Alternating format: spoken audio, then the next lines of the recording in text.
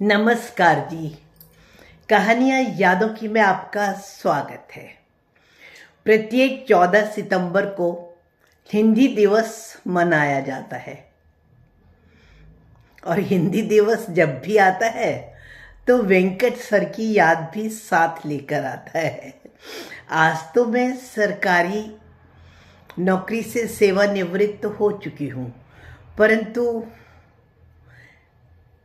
कभी भी ऐसा नहीं होता कि हिंदी दिवस हो और वेंकट सर की हम अपनी सहेलियों से बात ना करें। ये बात उस समय की है जब हमारे दफ्तर में हिंदी पखवाड़ा चल रहा था।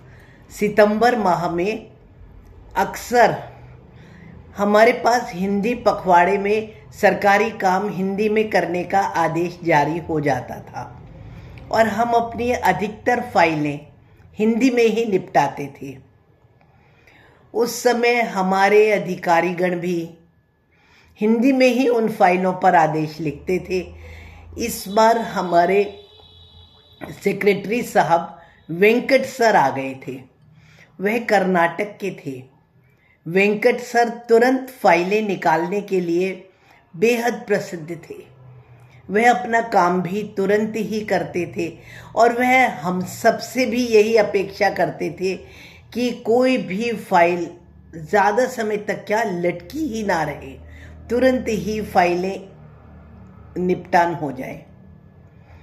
उस बार जब हिंदी पखवाड़ा आया और हम सब ने हिंदी में कार्य करना आरंभ करा तो हम सब आपस में बातें करते हुए हंस भी रहे थे कि अब के तो हमने सारी फाइलों में हिंदी में बड़े बड़े नोट्स लिखे हैं और साहब ये सारी नोटिंग अपने पीए से ही पढ़वा पाएंगे, खुद तो वो पढ़ नहीं सकते। इस कारण अब तो उनकी भी कोई भी फाइल 15 दिन से पहले तो वापस आने से रही, क्योंकि ये तो हमें पता था कि जब तक वह पूरी फाइल पढ़ नहीं लेंगे और समझ नहीं लेंगे तब तक वे उस फाइल को अनुमोदित करके वापस तो नहीं भेजेंगे।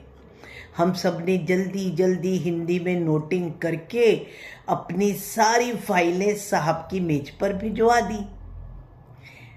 जैसा कि साहब हमेशा करते थे, भले ही वह देर तक बैठे रहे, लेकिन अक्सर फाइल दूसरे दिन या अधिकतर भी नहीं, तीसरे दिन तक हमारे पास वापस भेज देते थे।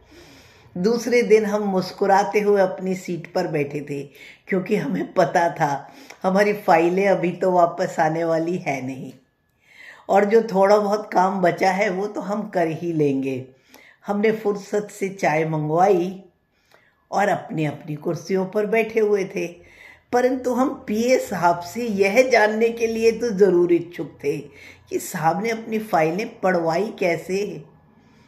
हम सिर्फ उन पलों का आनंद लेना चाहते थे जबकि हम खुद को हिंदी लिखने के कारण साहब से बहुत ज़्यादा अच्छा महसूस और होशियार महसूस कर रहे थे।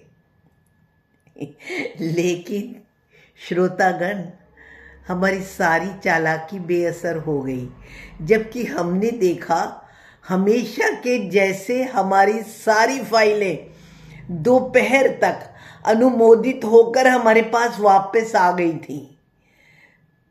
वेंकट सर ने न केवल उन पर अपने हस्ताक्षर हिंदी में किए थे, अपितु उनकी लिखाई भी हमसे ज़्यादा बेहतर थी। इतना ही नहीं, हमारे लेखन में जो कुछ त्रुटियां थी वेंकट सर ने उन्हें भी इंगित करते हुए उनमें सुधार भी किया था।